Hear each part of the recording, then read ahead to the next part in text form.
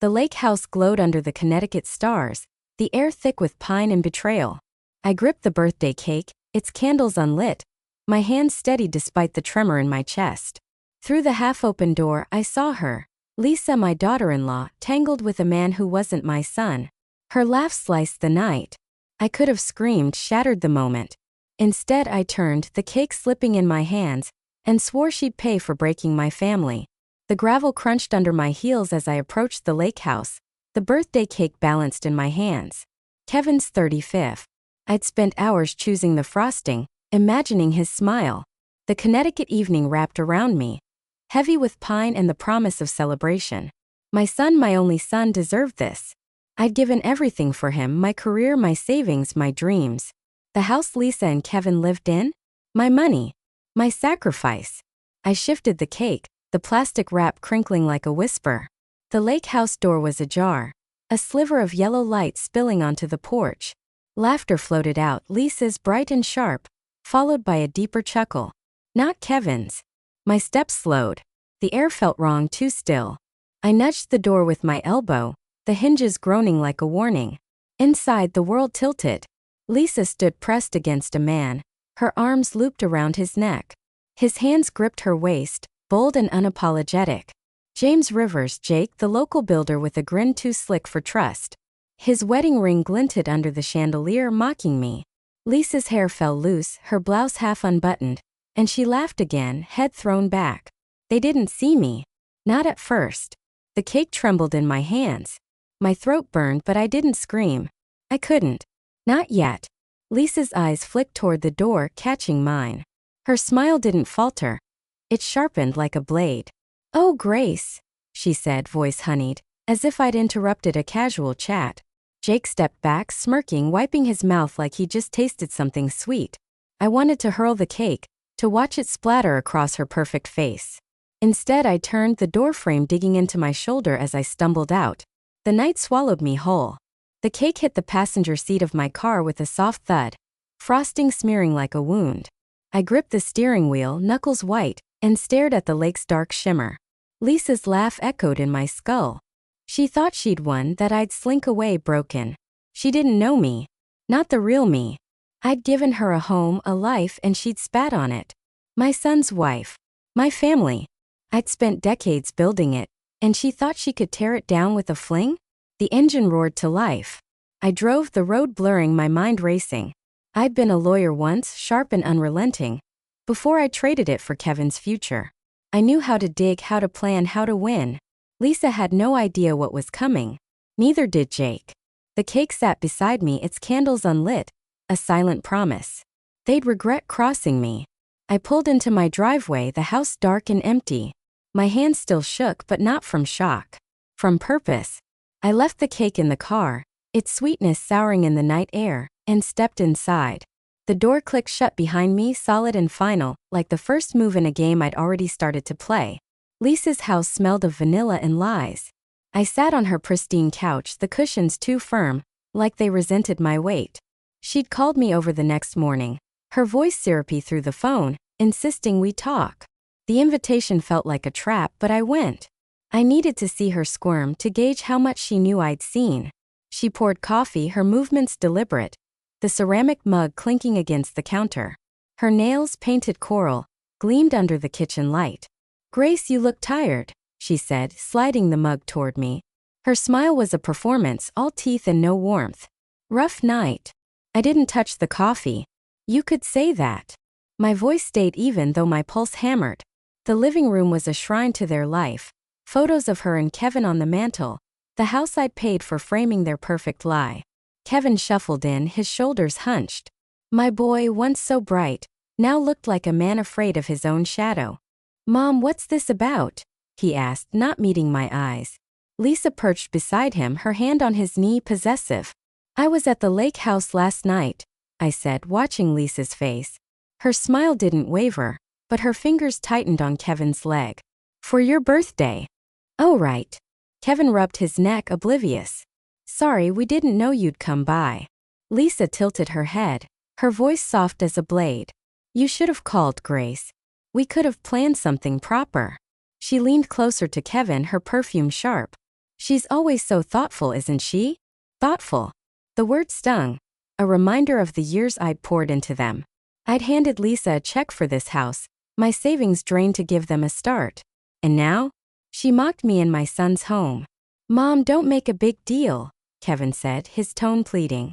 Lisa's been stressed. Work, you know? Let's not fight. Stressed. I almost laughed. Stressed enough to tangle with Jake Rivers while her husband planned his birthday dinner?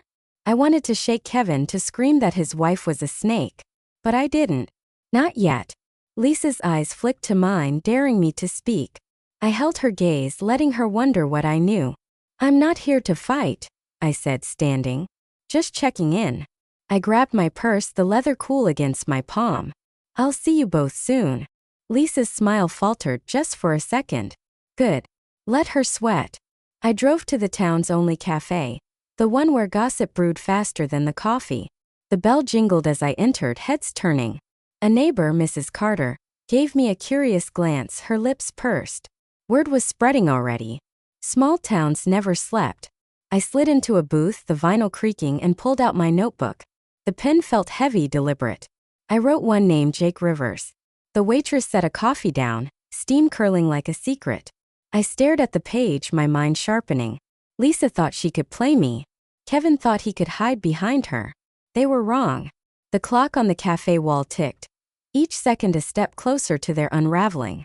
I tapped the pen against the paper, the rhythm steady like a heartbeat waiting to strike. My house was too quiet, the kind of silence that pressed against your skin.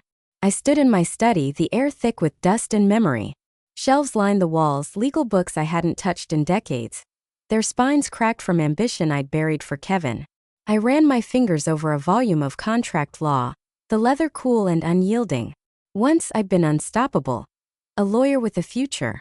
Then came motherhood, then Lisa, then the check that emptied my savings for their house. I sank into the chair, the wood creaking. A memory hit, sharp as a blade. 5 years ago, Lisa sat across from me in this very room, her smile practiced. It's so generous, Grace, she'd said, folding the check for their down payment. Her eyes hadn't met mine, not really. I thought it was gratitude. Now I knew better, cold calculation. The phone felt heavy in my hand. I dialed Mary Evans, my oldest friend, the only one I trusted not to gossip. Her voice crackled through, warm but wary. Grace, you okay? You sound off. I need a favor, I said, keeping it short. Can you check on someone for me? James Rivers. Mary paused, the silence heavy. Jake? The builder? Why? Just do it. Please. I didn't explain. Not yet. All right, she said, her tone shifting to that old sly edge. But you owe me coffee. My office, 1 hour.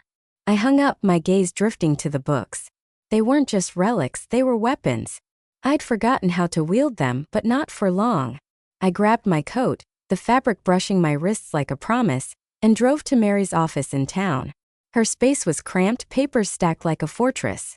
Mary leaned back in her chair, her glasses perched on her nose. Jake Rivers, she said, tossing a file onto the desk. Married 2 kids, owns half the construction projects in town. Word is, he's not exactly a saint. Shady deals may be worse. I flipped through the file, my pulse quickening. A photo of Jake stared back, his grin smug. Married. Of course. Lisa wasn't his first game, just the latest. Anything concrete? I asked. Not yet, Mary said. Eyeing me. Grace, what's this about? You're scaring me. I didn't answer. I couldn't, not until I had more. Keep digging, I said, standing. And keep it quiet. Mary raised an eyebrow but nodded. You're playing with fire, you know. Good, I said. Let it burn. Back home, I sat at my desk, the notebook open. Jake's name stared up at me, joined now by a single word, leverage. I smiled, the first real one in days. The books around me seemed to hum, their pages whispering strategies I'd long forgotten. Lisa thought she could outsmart me. Jake thought he was untouchable. They'd learn. I scribbled a note, the pen scratching like a blade carving my intent. The clock on the wall ticked, steady and relentless. Outside, the Connecticut night pressed against the windows, dark and waiting. I leaned back, the chair creaking, and let the plan take shape. The first move was mine. The glow of my desk lamp cast shadows across the photos, grainy but unmistakable. Lisa and Jake, caught in the lake house's dim light, their silhouettes too close, too reckless. I'd paid a kid from town, some tech-savvy teenager, to pull the images from a hidden camera I'd planted after that night. My hands didn't shake as I slid the prints into a manila envelope, the paper crisp against my fingers. The address was simple: Emily Rivers, Jake's wife. No return label. No trace. I drove to the post office, the envelope tucked under my coat like a secret. The clerk barely glanced up, her stamp machine thumping rhythmically. "Next day delivery?" she asked, chewing gum. I nodded, my pulse steady. The envelope vanished into the mail slot, a quiet promise of chaos. I stepped back into the Connecticut morning, the air sharp with autumn, and felt lighter. The first move was done. That evening, I sat in the corner of the Rusty Spoon, the town's upscale restaurant, nursing a glass of water. The place buzzed with clinking glasses and forced laughter, the kind of spot where reputations were polished or shattered. Emily Rivers walked in, her face tight, a stack of photos clutched in her manicured hand. Jake trailed behind, his usual swagger gone. I sipped my water, the glass cold against my lips, and watched. "You thought I wouldn't find out?" Emily's voice cut through the dining room, sharp enough to silence nearby tables. She flung the photos onto their table, the images scattering like fallen leaves. Lisa's face stared up from one, her smile frozen in betrayal. Jake's hands shot up, defensive. It's not what it looks like. Don't lie to me." Emily's shout drew every eye. A waiter froze, tray wobbling. Jake's face reddened, his jaw tight, but he didn't dare look at the photos again. Emily stormed out, her heels clicking like gunfire. Jake slumped in his chair, head in his hands, the restaurant's hum resuming like a held breath released. My phone buzzed in my purse. I ignored it, but I knew who it was. Lisa. She'd have heard by now, would be scrambling to call Jake, to salvage her crumbling game. I pictured her pacing her perfect house, her coral nails digging into her palms. Jake wouldn't take her calls, not tonight. He'd be too busy saving his own skin. I left the restaurant, the night air cool against my face. Back home, I sat at my desk, the lamp still burning. The notebook lay open, Jake's name crossed out with a single, deliberate line. I wrote a new note. Lisa's turn. The pen felt like an extension of my will, each stroke carving out the next step. The house was silent, save for the faint tick of the clock on the mantel. I leaned back, the chair creaking under me, and let the satisfaction settle. Lisa didn't know it was me, not yet. But she'd feel the walls closing in. I tapped the pen against the notebook, the rhythm slow, deliberate. Outside, the wind stirred the trees, whispering secrets only I could hear. Lisa's house felt like a stage, every detail curated for effect. The coffee table gleamed, fresh flowers sat in a vase, and a family photo, her Kevin and a forced smile, hung on the wall. She'd called me over, her voice dripping with concern, but I knew better. This was damage control. I sat on the edge of her couch, my hands folded, waiting for her to play her hand. "Grace, I'm worried about you," Lisa said, her eyes wide with practiced sincerity. She leaned forward, a mug of tea steaming in her hands. "You've been distant. And now these rumors? It's hurting Kevin." I almost laughed. Hurting Kevin. As if she hadn't done that herself, tangled with Jake while my son planned his birthday. "Rumors?" I said, my voice calm. "What kind?" She sighed, setting the mug down with a delicate clink. "People are saying I'm unfaithful. Can you imagine? It's cruel." Her gaze flicked to mine, testing. "You were at the lake house, weren't you? Did you see something?" I held her stare, letting the silence stretch. She wanted me to crack, to admit what I knew. Instead, I shrugged.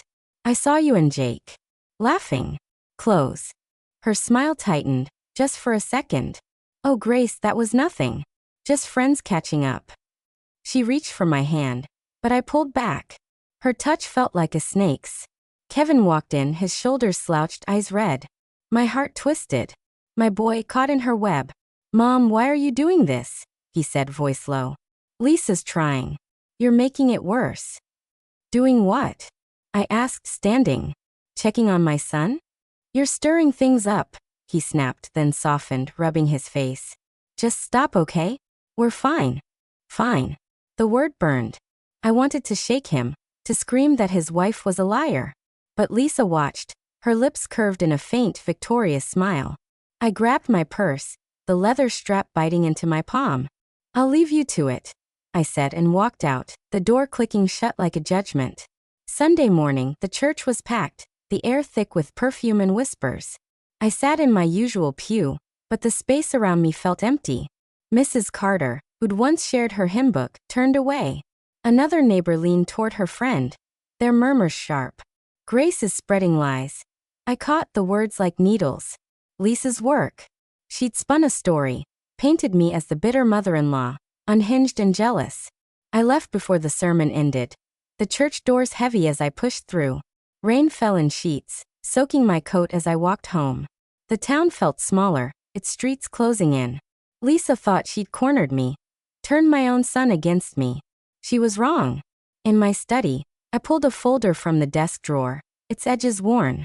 Inside were papers I hadn't touched in years, records, notes, fragments of a life I'd left behind. The rain tapped the window, steady and relentless. I opened the folder, my fingers brushing the top page. Lisa's lies wouldn't protect her forever. I traced a line of text, my mind already turning, mapping the next move. The folder lay open on my desk, its contents spilling like secrets too long buried. Financial reports, scribbled notes, emails I'd printed years ago when Lisa first joined the town's charity fund. I'd helped her get the job, thinking it would ground her, give her purpose. Now the numbers stared back, irregular and damning. Deposits that didn't match donations, withdrawals too neatly timed. Lisa hadn't just betrayed Kevin. She'd betrayed the town. I sipped my coffee, the mug warm against my palms, and circled a figure in red ink. My legal training kicked in, the old instincts sharp despite the years. This wasn't just carelessness. It was theft. I closed the folder, the paper rustling like a warning, and grabbed my keys. Mary would know more. She always did. Her office was a maze of files and coffee stains, the air thick with ink and ambition. Mary leaned back in her chair, her glasses catching the fluorescent light. "You're serious about this, aren't you?" she said, scanning the reports I'd brought. "Lisa's been skimming for months. Small amounts, but it adds up. She's clever, I'll give her that." "Clever's not enough," I said, my voice steady. "Can you get me the full ledgers?" Mary hesitated, her fingers tapping the desk. "Grace, this is dangerous. If Lisa finds out, she'll come for you. And Kevin," she trailed off, but I knew what she meant. My son's still blind to his wife's games. "I'll handle Kevin," I lied, ignoring the ache in my chest. "Just get the ledgers." She sighed, nodding. "Give me a day. But you're buying the coffee next time." Her smile was thin, but it was enough. I left, the folder tucked under my arm, its weight a reminder of what was at stake. The cafe was crowded, the hum of conversation a shield as I slid into a booth. Across the room, Lisa sat with a friend, her laughter bright, her posture perfect. She looked untouched, as if Emily's outburst hadn't fazed her. My fingers tightened around my pen. She thought she'd won, that I'd back down. She didn't know I was just getting started. I pulled out my phone and dialed a number I hadn't used in years. A journalist, Tom Harper, who owed me a favor from my lawyer days. "Tom, it's Grace Thompson," I said, keeping my voice low. "I've got a story for you. Something big." His voice crackled through, curious. "What kind of story?" "The kind that exposes a thief," I said, my eyes on Lisa. She tilted her head, laughing again, oblivious. I hung up, the phone cool against my cheek. The cafe's clock ticked above the counter, its hand steady, relentless. I opened my notebook, adding Tom's name to the page. The plan was growing, its pieces falling into place like stones in a wall, ready to crush Lisa's perfect world. The editor's office smelled of ink and stale coffee, a dim bulb flickering overhead. I slid the manila envelope across the counter, my gloved fingers leaving no trace. Inside were copies of Lisa's doctored financial reports, redacted just enough to protect my source, Mary. "For Tom Harper," I said, my voice low. The clerk nodded, barely looking up from her crossword. I stepped into the chilly Connecticut dawn, the envelope's weight gone, replaced by a spark of anticipation. By morning, Lisa's world would crack. The newspaper hit the stands at 7. I grabbed a copy from the cafe, the headline screaming, "Charity Fund Embezzlement Rocks Town."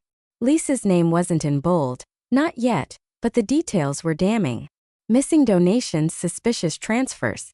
The town would connect the dots. I folded the paper, tucking it under my arm, and settled into a booth. The cafe buzzed, forks clinking, voices rising. She was always too perfect. A woman at the next table muttered, her friend nodding. Bet it's Lisa. Who else? I sipped my coffee, the mug warm, and let their words wash over me. Across the room, Lisa sat rigid, her smile a fragile mask. She clutched a latte, her knuckles white, as a colleague leaned in, whispering. "It's not true," Lisa said, her voice sharp, loud enough to draw eyes. "Someone's framing me. Probably jealous." Jealous? I almost laughed.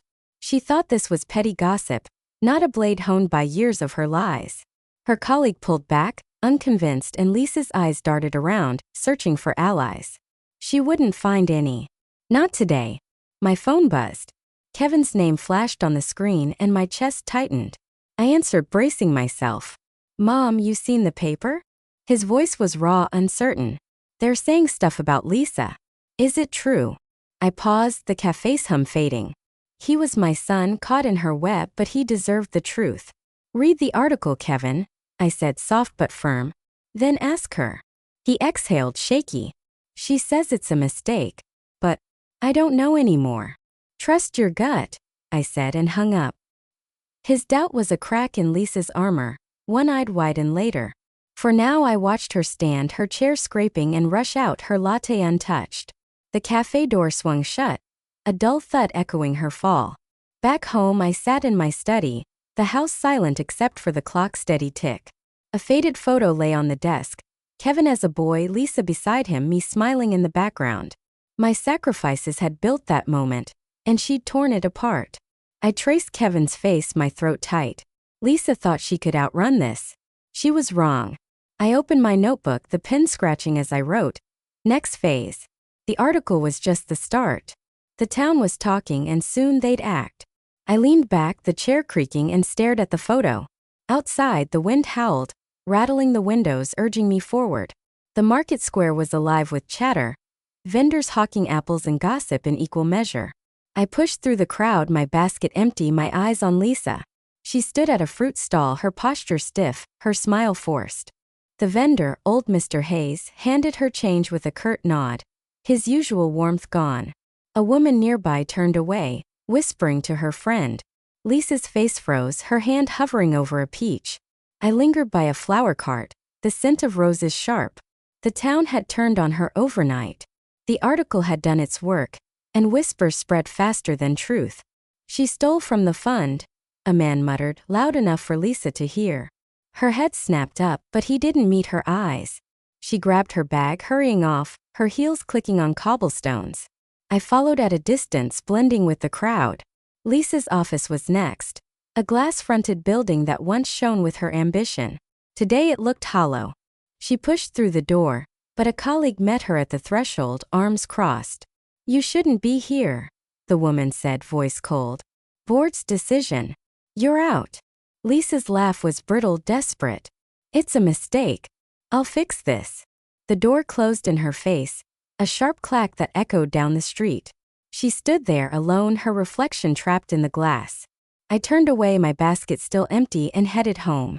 She was unraveling just as I'd planned. Mary waited in my living room, her coat draped over a chair. "You see the market?" she asked, pouring tea, the steam curling like a question. "Lisa's a pariah now. You happy?" "Not yet," I said, sitting across from her. The tea was bitter like my mood. "She's still standing." Mary's eyes narrowed, but her tone stayed light. "You're pushing hard, Grace. What's next?" "A billboard." I smiled, thin and sharp. "Something quieter." Permanent. My phone buzzed, a message from Jake, forwarded by Mary's contact. "We're done. Don't call." Short, brutal.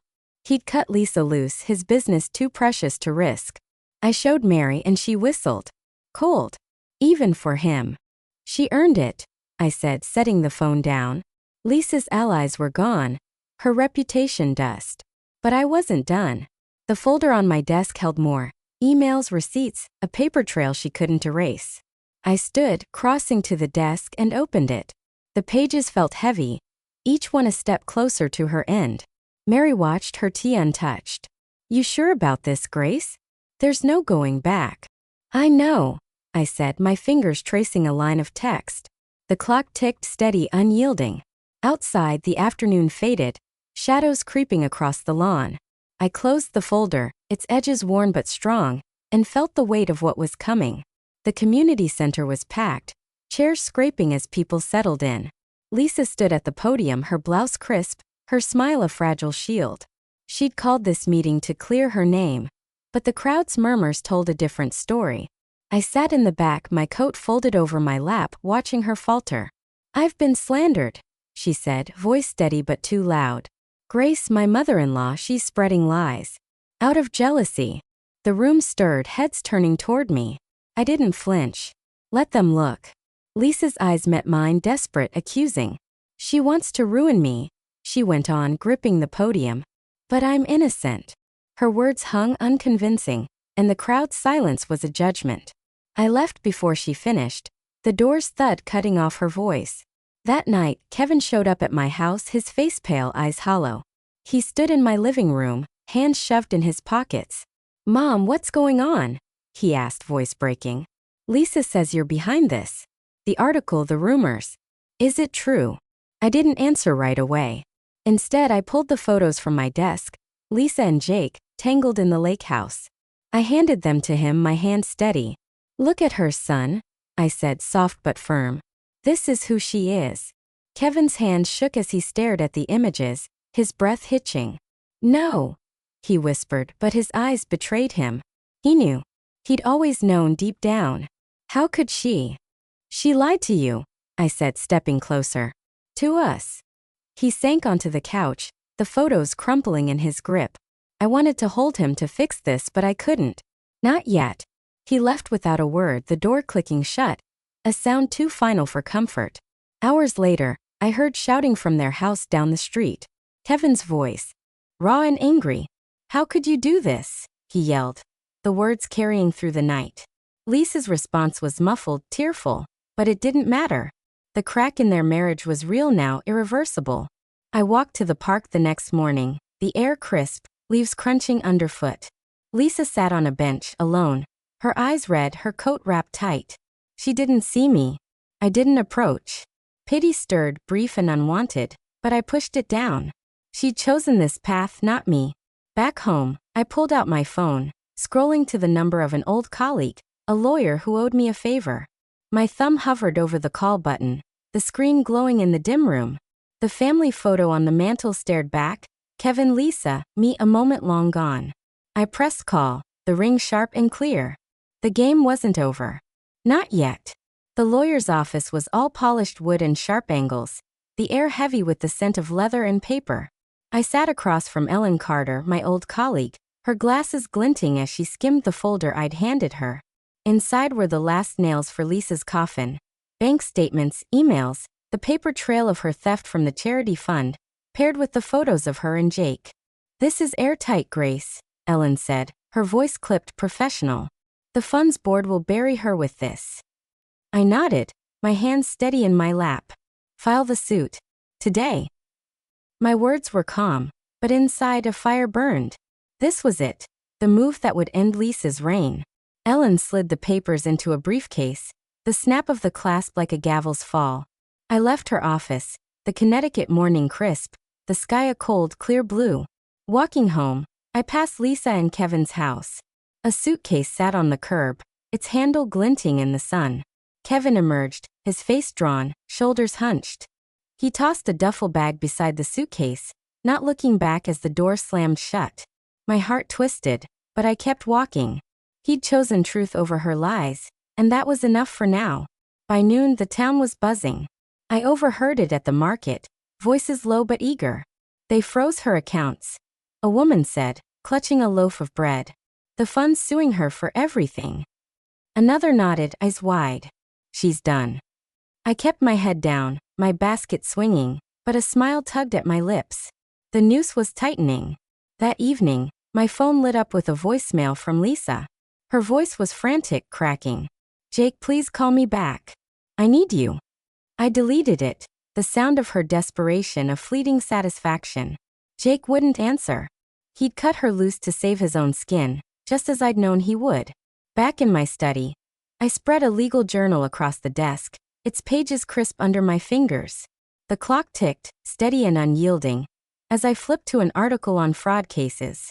My old life as a lawyer felt close again, like a coat I'd forgotten I could wear.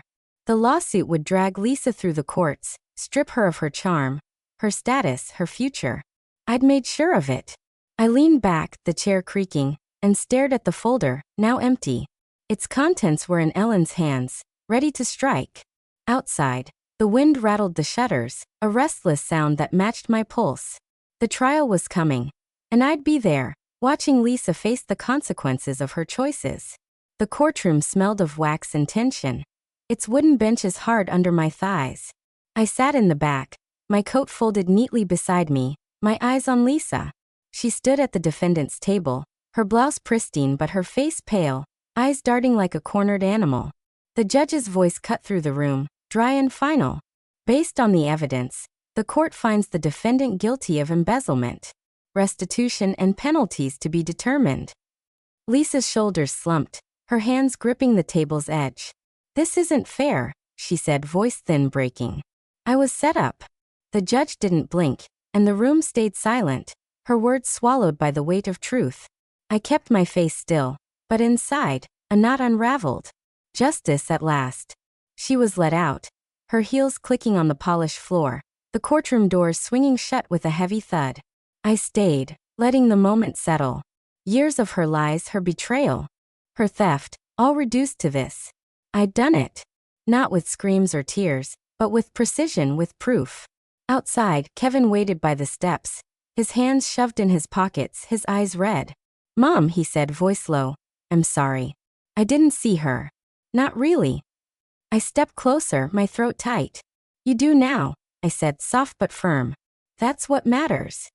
He nodded, a flicker of the boy I'd raised in his eyes. We didn't hug, not yet. But it was a start. In the park that afternoon, the air was sharp with autumn, leaves skittering across the path. I sat on a bench, the wood cold, and let the victory sink in. Lisa was finished, her reputation, her marriage, her freedom, all gone.